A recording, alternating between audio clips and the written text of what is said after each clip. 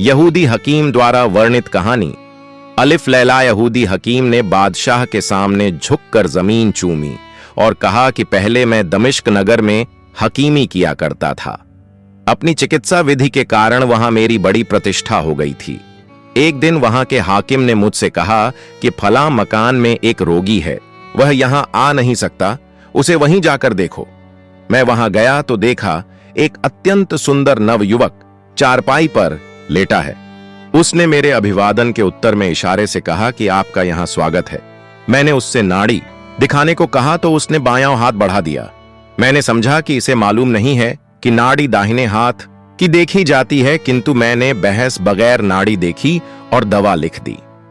9 दिन तक मैं उसे देखने को जाता रहा। 9वें दिन मैंने कहा, अब आप बिल्कुल स्वस्थ हैं, स्नान कीजिए। दमिश्क के हाकिम ने मुझे यथेष्ट पारितोषिक दिया और मुझे शाही दवाखाने का प्रमुख बना दिया। जिस युवक का मैंने इलाज किया था वह भी मुझे बहुत मानने लगा। उसने कहा, मैं आपकी निगरानी ही में स्नान करूंगा। अतएव मैं स्नानागार में उसके साथ गया। उसके कपड़े उतारने पर मैंने देखा कि उसका दाहिना हाथ कटा हुआ है। वह हाथ कटने ही से बीमार पड़ा था और इसी कारण बायां हाथ दिखाया करता था। मुझे वह देखकर बड़ा दुख हुआ। उसने मेरी आंखों की करुणा देखकर कहा, आप मेरा दाहिना हाथ कटा देखकर ही आश्चर्य और दुख में डूबे हैं। अगर आप मेरी कहानी सुनेंगे तो और भी आश्चर्य करेंगे।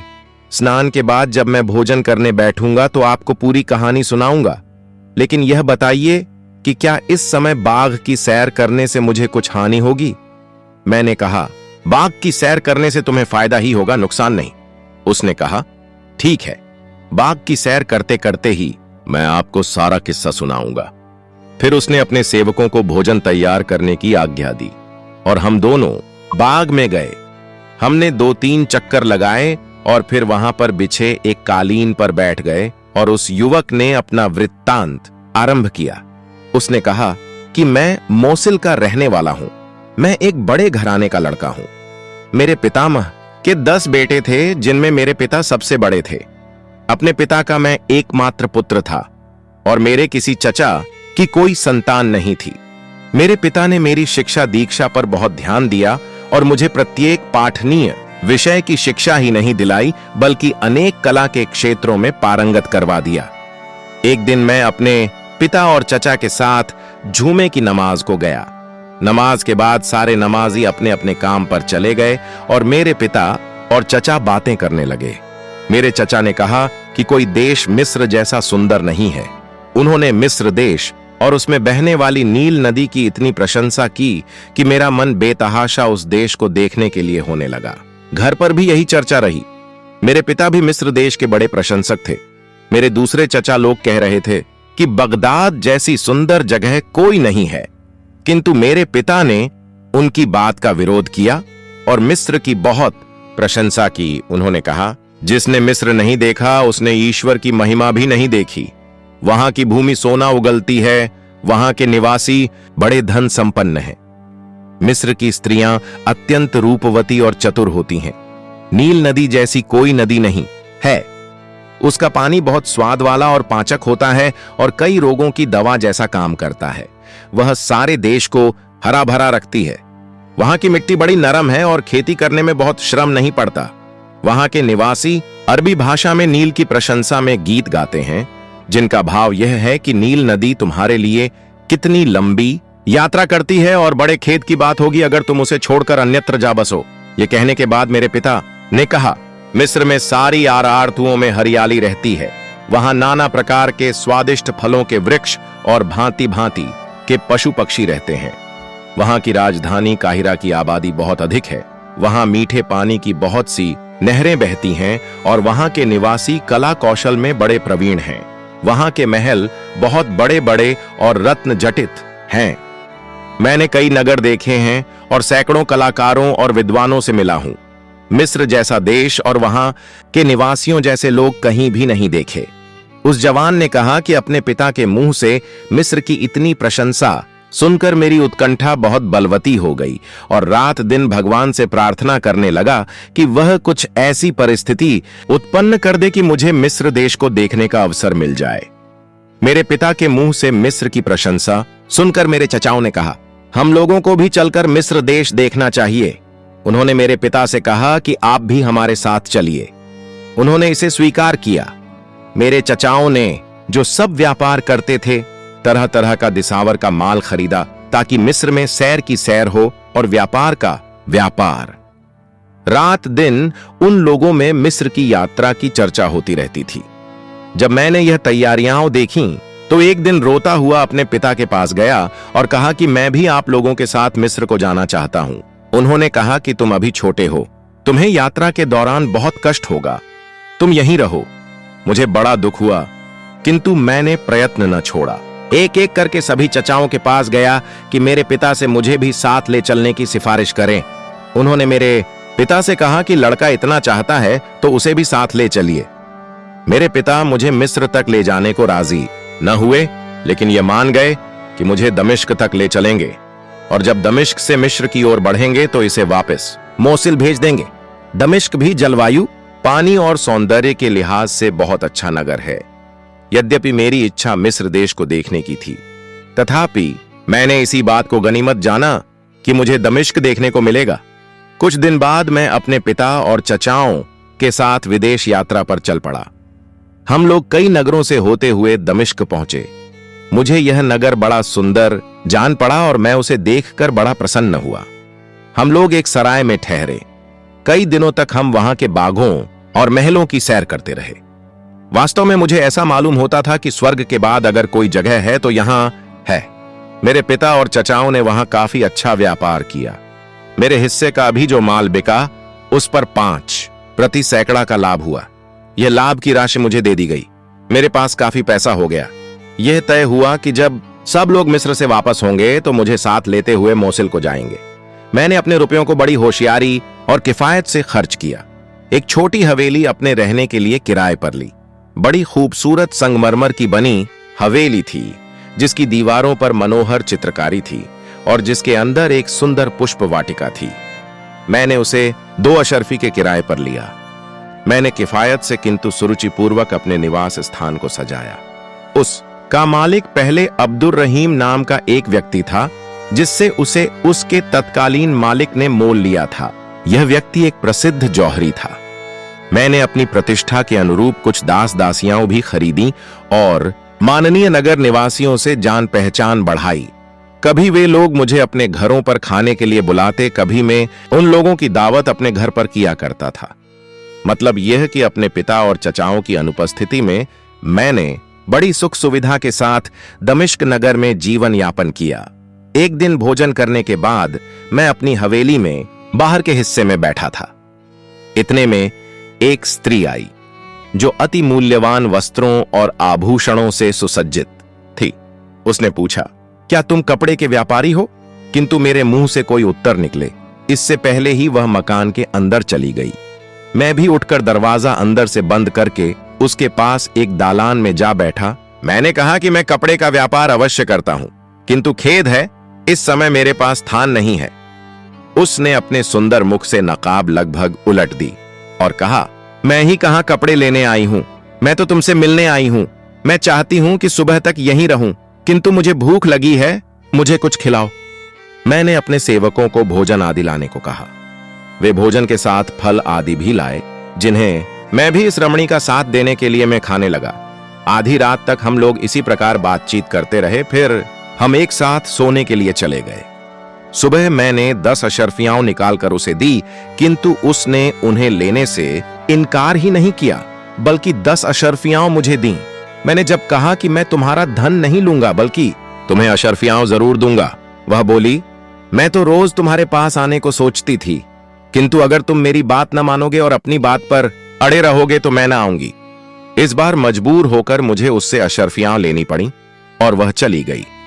शाम को वह फिर आई और हम लोगों ने रात भर राग रंग किया और दूसरी सुबह वह फिर मुझे 10 अशर्फियां देकर कहने लगी कि आज शाम को फिर आऊंगी। तीसरी रात को जब हम दोनों मदिरा के नशे में आलिंगनबद्ध थे तो उसने मुझ से पूछा, प्यारे, तुम मुझे सुंदर समझते हो या नहीं? मैंने कहा, तुम कैसी बातें कर रही हो? क्या तुम अपने लिए मेरे प्रेम को नहीं जानती? मैं तुम्हें संसार की सर्वश्रेष्ठ सुंदरी मानता हूं। वह हंसकर कहने लगी, यह बेकार की बात है। मेरी एक सहेली मुझसे कहीं अधिक सुंदर है। उसे एक बार देखोगे तो मेरी ओर मुंह भी नहीं करोगे। वह मुझसे आयु में भी कम है और बड़ी कोमल है। उसे भी तुम्हें देखने की बड़ी लालसा है। मैं उसे यहां लाऊंगी। मैंने कहा, मैं तो तुम्हें ही चाहता हूं। तुम चाहो तो उसे ले आओ, लेकिन मैं प्रेमी तो तुम्हारा ही रहूंगा। उस स्त्री ने कहा, तुमने जो कहा है उस पर दृढ़ रहना। मैं उसे सामने लाकर तुम्हारी परीक्षा लूंगी। यह कहकर वह स्त्री विदा हुई। उस दिन उसने मुझे 50 अशर्फियां दी जो मुझे लेनी पड़ी। जाते समय वह कहने लगी, 2 दिन बाद मैं आऊंगी और एक नया मेहमान भी लाऊंगी और उसकी अभ्यर्थना के लिए भोजन आदि की अच्छी व्यवस्था रखना। जिस दिन की बात तय हुई थी उस दिन मैंने घर की सफाई करवाई, फर्श वगैरह झड़वाया और नाना प्रकार के फल तथा खाद्य सामग्री घर में तैयार रखी। शाम को दोनों स्त्रियां आईं। उन्होंने अपने चेहरों से नकाब उतार ली। वास्तव में पहली स्त्री से नई स्त्री हर बात में सवाई थी। अगर पहली पर एक बार नजर जाती थी तो दूसरी पर बार बार जाती थी। उसका सौंदर्य इतना मनमोहक था कि नजर उस पर से हटती ही नहीं थी। जब उसकी प्रेम दृष्टि मुझ पर पड़ती मैं अधीर हो जाता था। मैंने दोनों स्त्रियों के प्रति आभार प्रकट किया कि वे मेरे यहां आईं। नई स्त्री ने कहा कि आभारी तो मुझे होना चाहिए कि आपने मुझे अपने घर तक आने की अनुमति दी। मैंने दोनों स्त्रियों को भोजन पर बिठाया। मैं अपनी नई मेहमान के सामने जा बैठा और बराबर उसे देखता रहा। वह स्त्री चाहते हुए भी मेरी तरफ न आंख भर कर देख सकी न हंस बोल सकी। लगता था जैसे वह पहली स्त्री से भयभीत है। फिर भी कभी कभी तिरछी नजर से मुझे देख लिया करती थी। जब उसने देखा कि मेरी निगाहों में प्यार उमड़ रहा है तो उसने भी प्रेम की दृष्टि से देखना शुरू कर दिया। यह सब पहली स्त्री की आंखों में छुपा न रहा। वह हंसकर कहने लगी, तुम इसे बार बार क्यों देख रहे हो? तुमने तो मुझसे प्रतिज्ञा की थी कि मेरे अलावा किसी पर भी आंख नहीं डालोगे। इतनी जल्दी अपना वादा भूल गए। मैंने उसी की भांति हंसकर कहा, तुम बेकार ही मुझ पर शक करती हो। आखिर तुम ही तो इन्हें कृपा पूर्वक यहां लाई हो। मैं यह कैसे कर सकता हूं कि इन पर वैसी नजर डालूं? यदि मैं ऐसा करूं तो तुम दोनों के लिए घृणा का पात्र हो जाऊंगा। हम लोग देर तक मद्यपान करते रहे और हमें नशा चढ़ गया। नशे में मैं और नई स्त्री एक दूसरे की ओर अत्यंत प्रेम तथा वासना से भरी निगाहों से देखने लगे। यह खुला प्रेम व्यापार देखकर पहली स्त्री ईर्ष्या और द्वेष से जलने भुनने लगी। कुछ देर में वह यह कहकर उठ खड़ी हुई कि मैं अभी आती हूं। 2-4 क्षणों में मेरे पास बैठी हुई स्त्री के चेहरे का रंग बदल गया और वह मरणासन्न सी दिखाई देने लगी।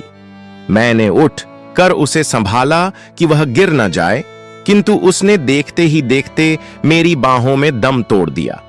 मैंने घबरा कर अपने सेवकों को पुकारा कि इसे संभालो और इसके साथ आई हुई स्त्री को बुलाओ। उन्होंने कहा कि वह तो घर से निकलकर फलां गली में चली गई थी। अब मैंने जाना कि यह सब उसी दुष्टा की करतूत है। वह इस बेचारी के अंतिम मदिरा पात्र में विष घोल कर चली गई। इस अचानक आई मुसीबत से मैं बदहवास हो गया। मैं डर के मारे कांपने सा लगा कि अब भगवान ही जाने मुझ पर क्या विपत्ति आए। मैंने सोचा जो होना होगा वह तो होगा ही, पहले लाश को तो ठिकाने लगाया जाए। मैंने सेवकों से कहा कि कमरे का संगमरमर का फर्श होशियारी से धीरे धीरे उखाड़ें। उन्होंने ऐसा किया तो मैंने गड्ढा खुदवाकर लाश को उसी गड्ढे में दबा दिया। फिर मैंने अपने साथ सारा धन लिया और सेवकों को विदा करके हवेली में ताला लगाया और ताले को मुहरबंद कर दिया। फिर मकान मालिक जौहरी के पास जाकर उसे 1 वर्ष का पेशगी किराया दिया और उससे कहा कि मैं आवश्यकतावश काहिरा जा रहा हूं। फिर मैं कोहिरा चला गया और अपने चचाओं से मिला। उन्होंने पूछा कि तुम कैसे आए, तो मैंने कहा कि आप लोगों का कुछ हाल नहीं मिला था इसीलिए चला आया। मैं बहुत दिनों तक काहिरा में रहा, किंतु मैं अच्छी तरह काहिरा न देख पाया था कि उन्होंने वापस मोसिल जाने की तैयारी शुरू कर दी। मैं उनकी निगाहों से छुपा रहा। उन्होंने बहुत ढूंढा पर मुझे पा न सके। मजबूरी में मेरे बगैर ही वापस चले गए। इसके बाद मैं 3 वर्ष तक काहिरा में रहा। मैं साल साल पर दमिश्क के जौहरी के पास किराया भिजवा दिया करता था। फिर मैं दमिश्क वापस आया। यहां पर मुझ पर वह मुसीबत पड़ी कि कहां नहीं जाता। यहां आकर जौहरी से चाबी मांगकर घर खुलवाया और देखा कि सारी वस्तुएं यथावत हैं। मैंने कुछ नए सेवक रखे और उनसे मकान साफ करवाया।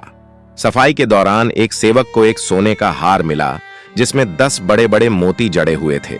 वह उसे मेरे पास ले आया। मैंने पहचाना कि यह वही हार है जो उस नई स्त्री के गले में पड़ा था जिसकी लाश मैंने गड़वाई थी। मैंने उसकी स्मृति के तौर पर वह हार कपड़े में लपेटकर अपनी गर्दन में डाल दिया। फिर मैं वहां रहने लगा, किंतु कुछ करने में मेरा मन नहीं लगता था। फलतः मेरे पास का सारा धन धीरे धीरे खर्च हो गया और मैं घर का सामान बेचकर गुजारा करने लगा।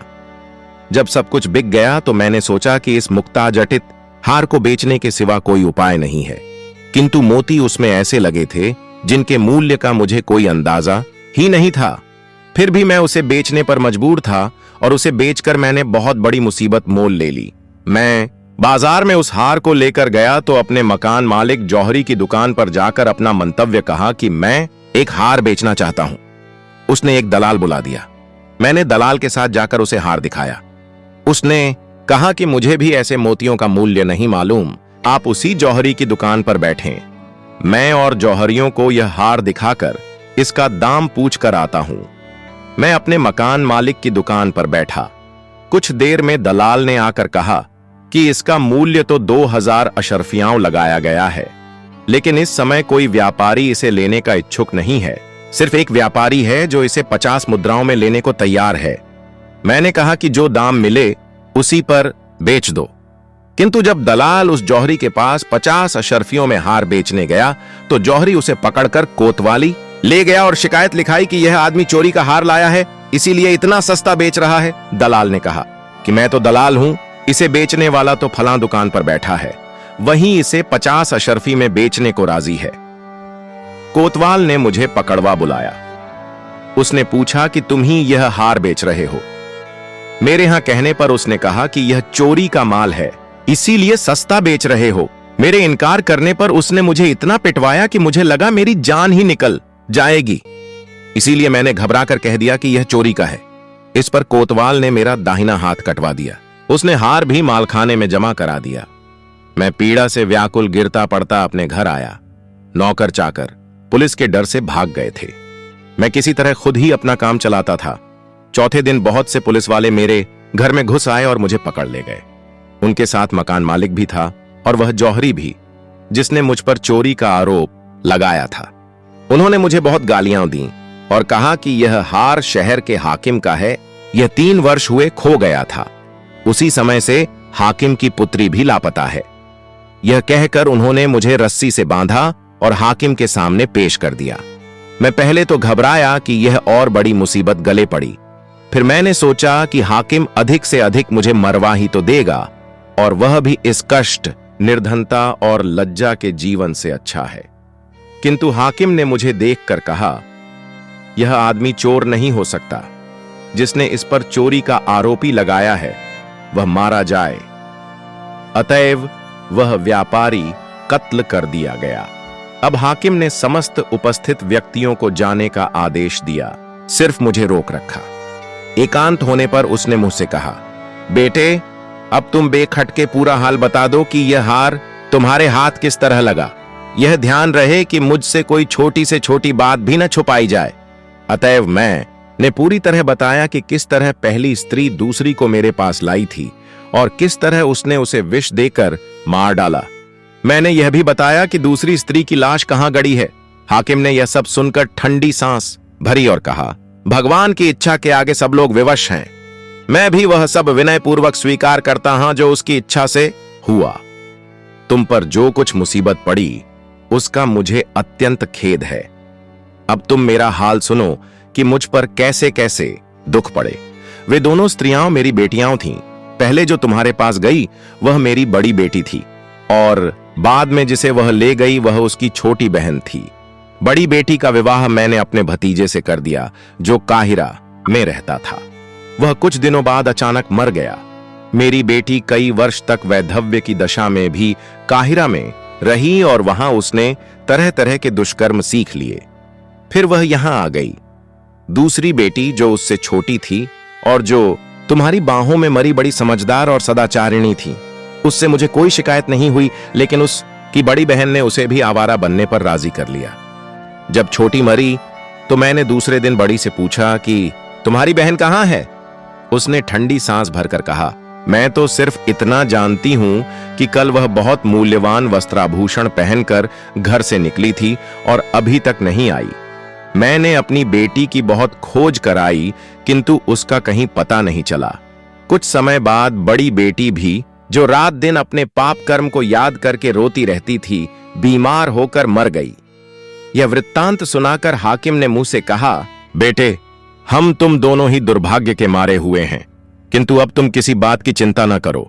मैं अपनी तीसरी बेटी से, जो अपनी दोनों बहनों से अधिक सुंदर और बुद्धिमती है, तुम्हारा विवाह कर दूंगा। तुम मेरे घर को अपना घर समझो। मैं मरणोपरांत तुम्हें अपनी संपत्ति का उत्तराधिकार देने का वसीयतनामा लिख दूंगा। मैंने कहा कि आपका हर प्रकार मुझ पर उपकार है। मैं आपको बुजुर्ग समझता हूं और जो कुछ आपका आदेश होगा वैसा ही करूंगा। हाकिम ने कहा कि फिर देर करने की क्या जरूरत है। उसने गवाहों को तुरंत बुलाया और दिखावाटी राग रंग के बगैर काजी के द्वारा अपनी पुत्री से मेरा विवाह करवा दिया। इसके अतिरिक्त उसने अपनी संपत्ति भी अपने मरणोपरांत मेरे नाम करने के कागज लिख दिए। आपने भी देखा होगा कि हाकिम मुझ पर कैसा दयालु है। यह कहकर उस जवान ने कहा कि कल ही मोसिल से मेरे चचाओं का पत्र लेकर एक आदमी आया है। पत्र में लिखा था कि तुम्हारे पिता का देहांत हो गया है और तुम आकर जायदाद में अपना हिस्सा संभालो। मैंने उन्हें लिखवा दिया कि मैं भगवान की दया से यहां अच्छी तरह हूं, किंतु मेरे लिए मोसिल आना संभव नहीं है। मैंने यह भी लिखवा दिया कि पिता से मिलने वाली जायदाद खुशी से आप लोगों को दे रहा हूं। यह कहकर उस जवान ने मुझसे कहा कि अब मैंने आपको अपना पूरा हाल बता दिया कि किस तरह से मेरा दाहिना हाथ जाता रहा। यहूदी हकीम ने यह कथा सुनाकर काश करके बादशाह से कहा कि जब मैं दमिश्क में था तो मैंने मोसिल के व्यापारी के मुंह से यह कहानी सुनी। जब तक दमिश्क का हाकिम जीवित रहा, मैं उसकी सेवा में रहा। उसके मरने पर मेरी तबीयत वहां न लगी। मैं फारस देश चला गया। वहां के कई नगरों की सैर करके हिंदुस्तान आ गया। वहां से आपकी राजधानी में आया और यहां हकीमी का सिलसिला डाल दिया।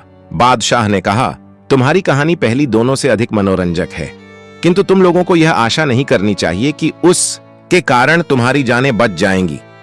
कुबड़े की कथा अब भी तुम लोगों की कथाओं से अधिक विचित्र है। अगर उससे अच्छी कहानी न सुनाई गई तो तुम चारों की मृत्यु निश्चित है। अब दर्जी ने उठकर सिर नवाया और कहा कि मेरी भी कहानी सुन लीजिए। मुझे पूरा विश्वास है कि आप इसे सुनकर प्रसन्न होंगे।